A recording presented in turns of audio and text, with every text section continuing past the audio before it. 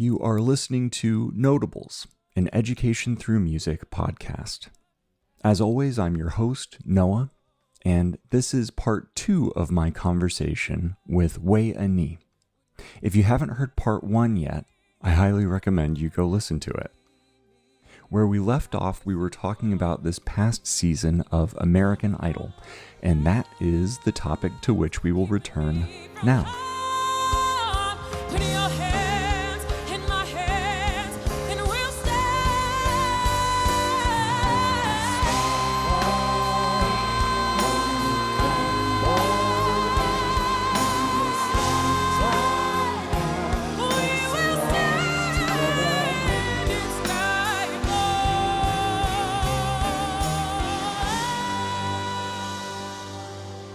It's very easy, especially in middle school. I tell all the middle school kids, like, hey, there's a lot of different trends and styles and fads and social media influencers and songs that are or people that feel like they need to look like this in order to be beautiful or in order to be dope or cool or try to be able to, get in and be popular. It's like, in the long run, that doesn't matter.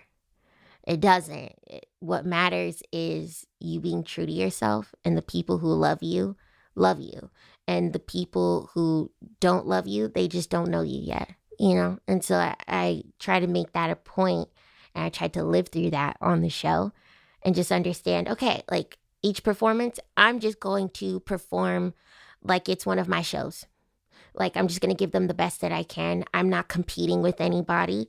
And that's not like oh, you think you're better than everybody else. It's like, no, I actually really much do not. I just want to be able to do better than my last performance. I'm competing with myself because I want to be able to level up from each performance. I wanted to get better than the last performance. When I did This Is Me for the first live round after Hawaii, I wanted to be able to do better than that. Let's do Skyfall, which was a beast to get cleared. Oh, goodness, so Skyfall is from James Bond, right? Yeah, right. James Bond for these shows specifically never clears, huh? Never ever clears, and the fact that it got cleared was a miracle. Like the writers, or between Adele and the people who own the copyrights for the song for James Bond, they would have to just want to clear it. They would be like, hey, I want to sing this song. And if they're like, we don't want you to sing that song, and they're like, well, please, and they're like, no, then the song doesn't get cleared. Wow. The song just doesn't get cleared. And I was like, oh my gosh. And I almost didn't want to do it because I was trying to save it for like closer towards the end of the show. I was like, wait, it's too soon. They were like, listen, this song cleared. You need to take it now. You need to take the song now. Right. Use it or lose it. Yes.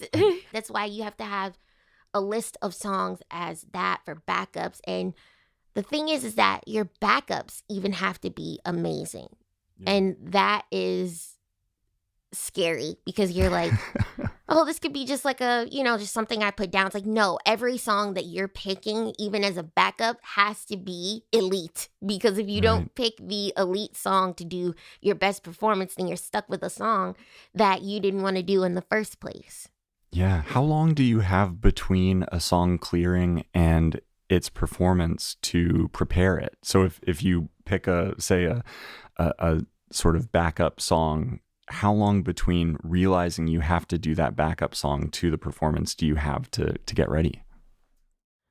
Oh, goodness. So I had, for Disney Week, we had to prep those songs during top 26.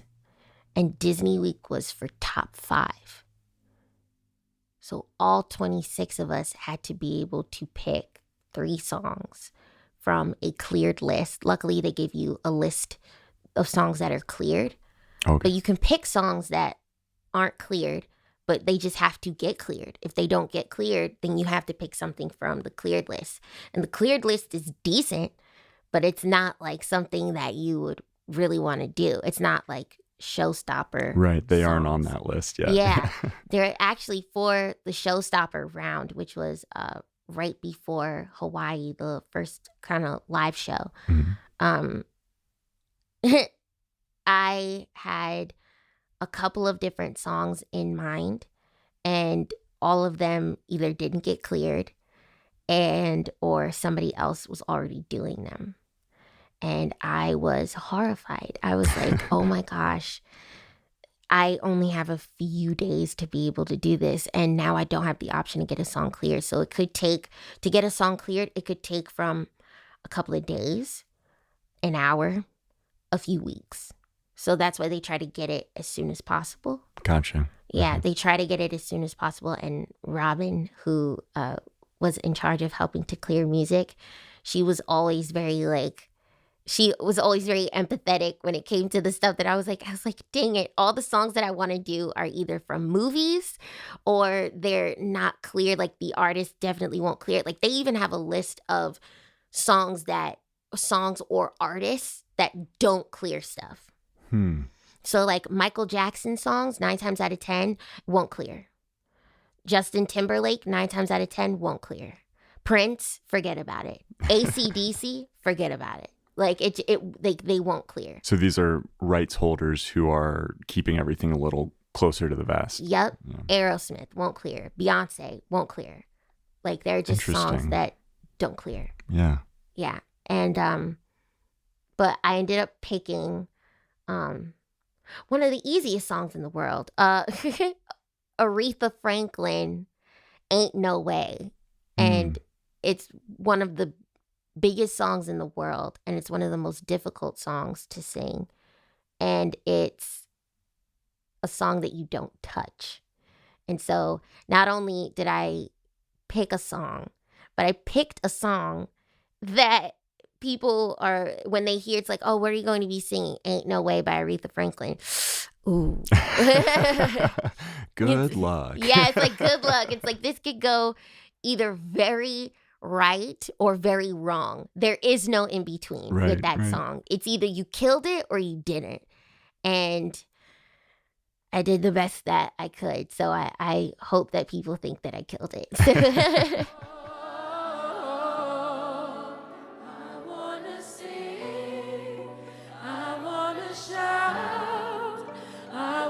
Scream till the words dry out. So put it in all of the papers. I'm not afraid. They can read all about it.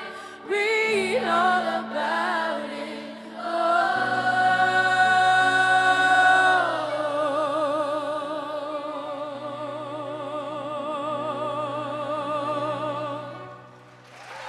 So you mentioned earlier about when you talk to kids about sort of seeking approval, seeking popularity, that's, kind of a dead end. I wonder if you could talk a little bit more about these experiences working with children's groups, and also some of the things that you have learned in working with them that you might want to share with other people who work with kids, like with music teachers. Yeah. So I started talking to kids because I had like a tough time in middle school growing up, and I was not very popular. And I was like anti-popular. I was very much on the other side of popular. And the only thing that kind of kept me included, even by the teachers, was my ability to be able to sing. And I didn't see that as a superpower at the time, but I learned that it was after, of course, a lot of like development and everything. But I started thinking to myself, okay, like, what can I do to be able to really reach kids? And so me and my father, he is a part of the DOE, the Department of Ed, and he's an educator. He's a doctor in education, and he used to be superintendent of like 26 different schools in New York. So he was like, okay, well, why don't we make a book? And I was like, a book? Okay, what kind of book? He was like, a children's book. Let's work on it. And we worked on it, and we worked with publishers and distribution, and we ended up just being able to tell my story. And it's called The Little Girl with the Big Voice.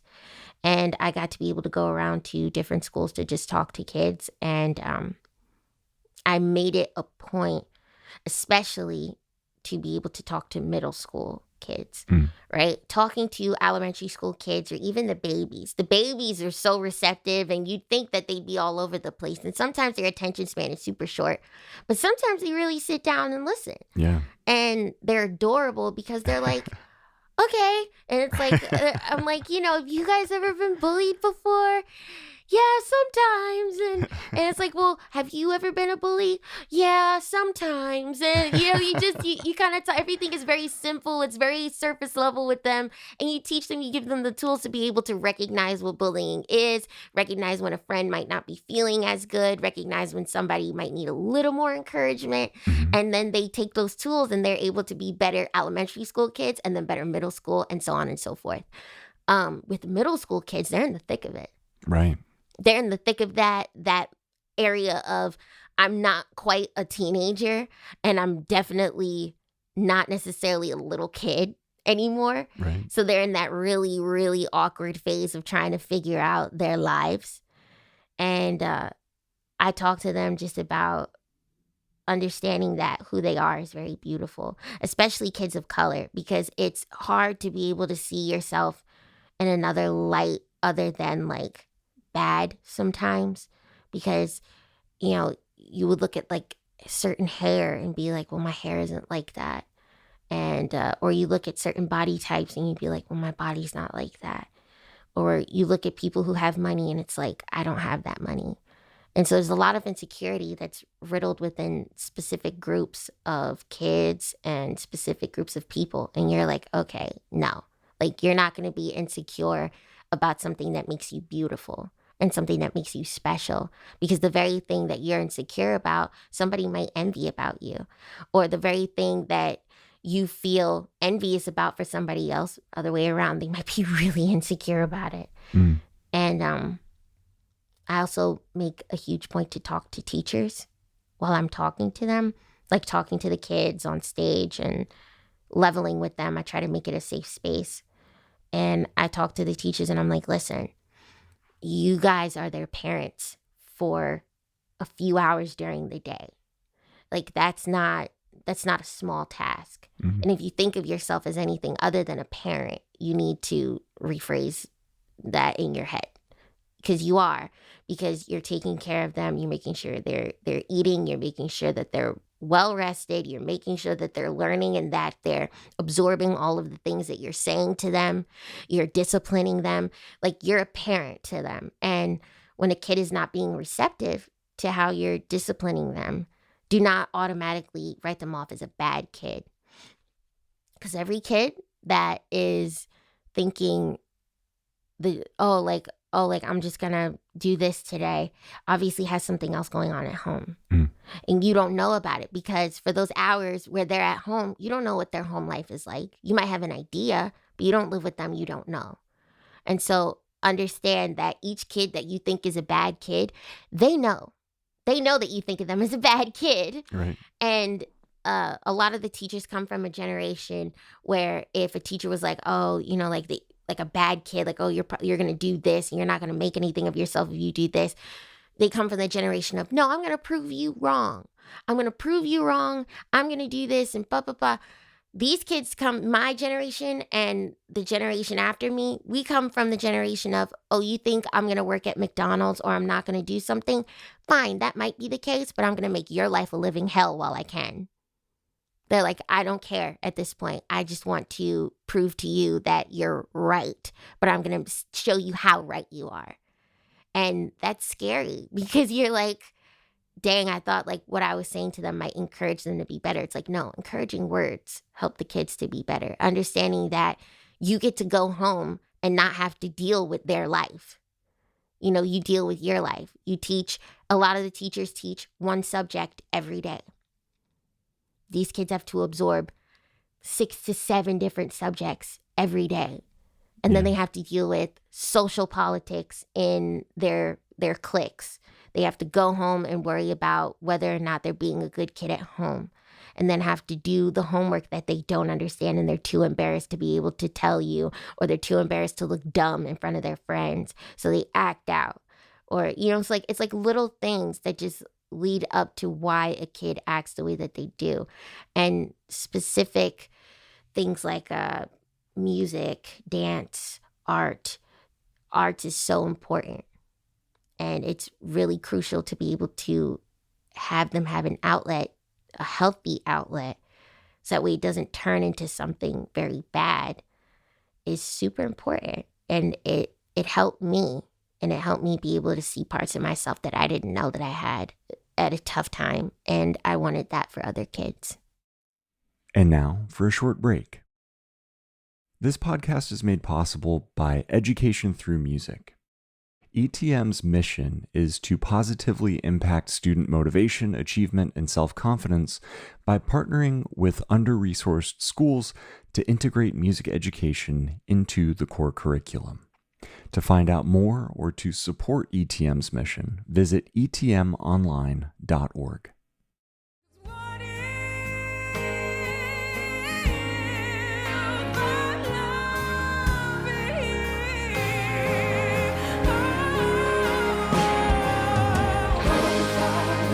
I can't think of anything better than being able to present to a child who's having a hard time in their like traditional academic subjects, this other thing that they could be good at that is not going to be, self-destructive or destructive of whatever's going on in these academic classes that they're not as interested in. If it's an alternative and a place of positive encouragement is just a significantly more effective intervention, I think.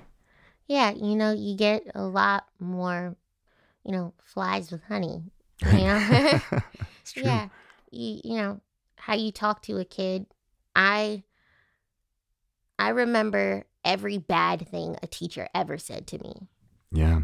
And I can guarantee you every other kid does as well. So it's like, just remember, you may think that they're not absorbing what you say. It's like, no, they're hearing what you say. They just don't know how to receive it. And so what you need to do is teach them how to receive it.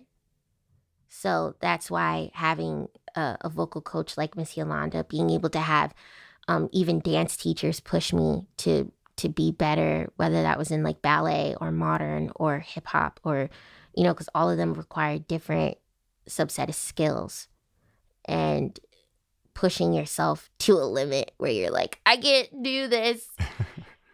And then being like, okay, no, I ended up doing it. It really helps you be a better adult, a better artist, and a better person overall, because art helps you make sense of the world. It doesn't just help you make sense of who you are. It makes sense of everything. Art imitates life, but I also think it's the other way around. So in these next few months, yeah, you've got some exciting things coming up. Yeah. So I wonder if you want to talk a little bit about, the shows you've got coming up, the recording you've just recently done, with the momentum that you brought with you from American Idol and all of that. Yeah. So I've been very blessed and very fortunate to be able to have a lot of people like my songs, and a lot of people like the songs that I write, and how I write them. And because of that, I've been able to get great opportunities to perform and write with amazing people, and perform at places like NJ Pack coming up. And I'm opening up for Monica on October 1st. And that's going to be really cool because she's an icon. She's an R&B icon. And it's nerve-wracking because I've never opened up for anybody before. But I'm going to be hellfire for the next month. It's like, there's like Bridezilla. I feel like I'm gonna be Wayzilla for the next month or so, trying to figure out. No, this is what we need to do for the set list. This is going to be the interval to where we change from here to here. We need to transition a little bit better there. Wait, I need this note to hit instead of this one. I just I'm sure my bandmates are gonna be like, she says she's Wayzilla, but she doesn't really do much. I think I'm Wayzilla in my head, right. instead of outwardly, because on the outside I'm like, okay, could we change this note to make sure that we so that way it maybe feels a little bit more like an intentional mood, so we could do this. On the inside I'm like, change the note. Right. We need to be able to change this and do breathing this. Fire. Yes, I'm like, and, but on the outside I'm like, could you please possibly make this slight change, if you don't mind. Yeah, if you don't mind. Yeah, I laugh at the idea of knowing that people like my EP that I put out. And I put it out during the show because as quiet as it's kept, we're not able to put out music during the show.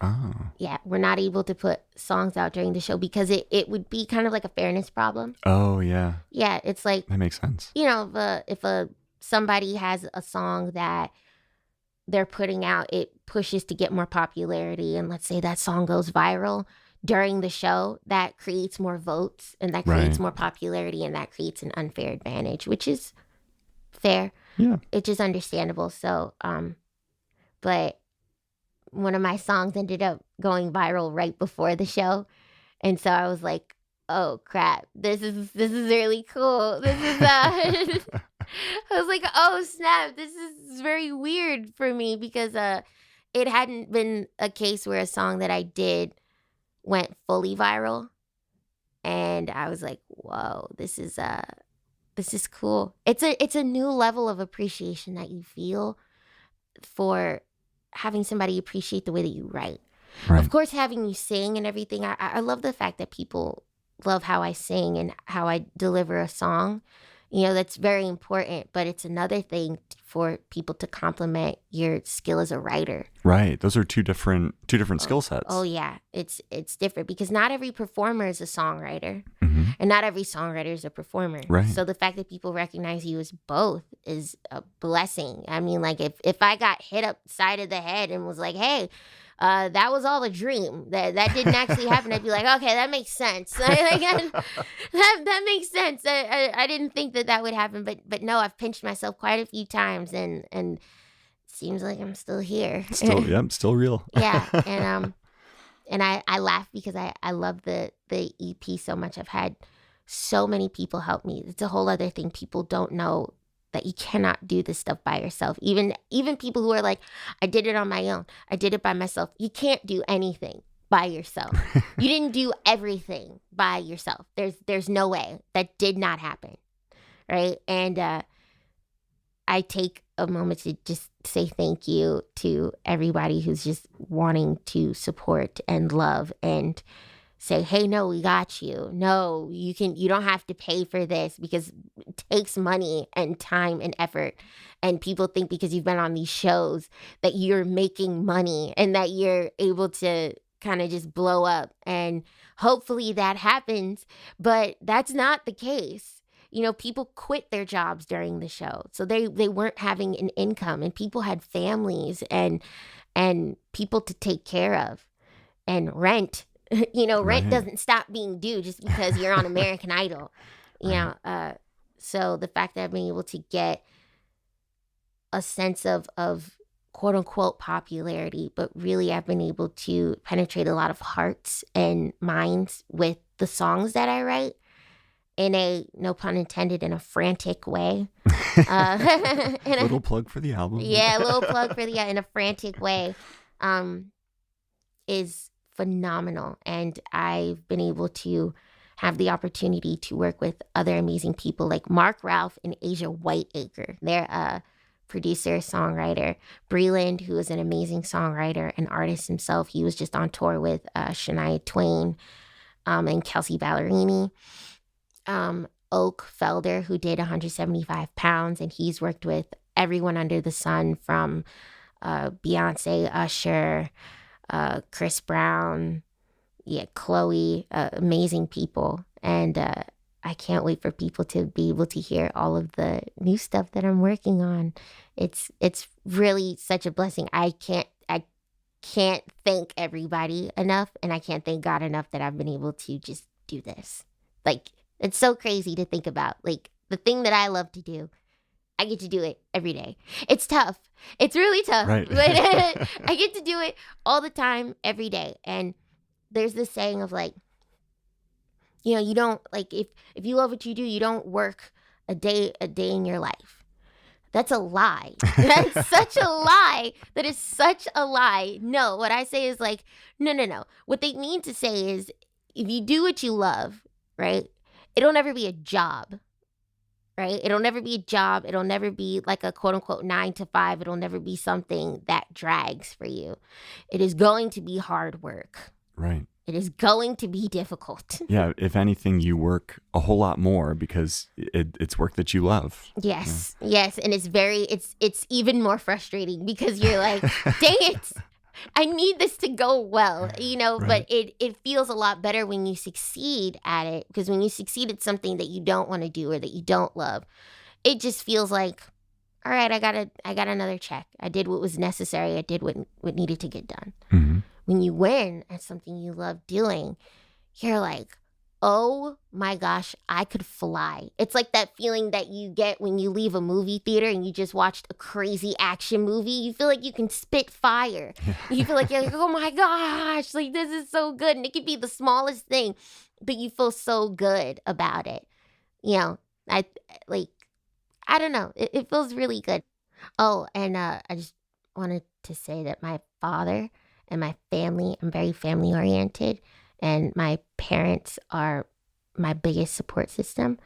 And I count my parents as my mom, my dad, and my older sister, Jasmine. She has helped raise me. And I even thank my little brother, Noah, and my other siblings, my sister, Imani, and because it's grassroots, everything that we do.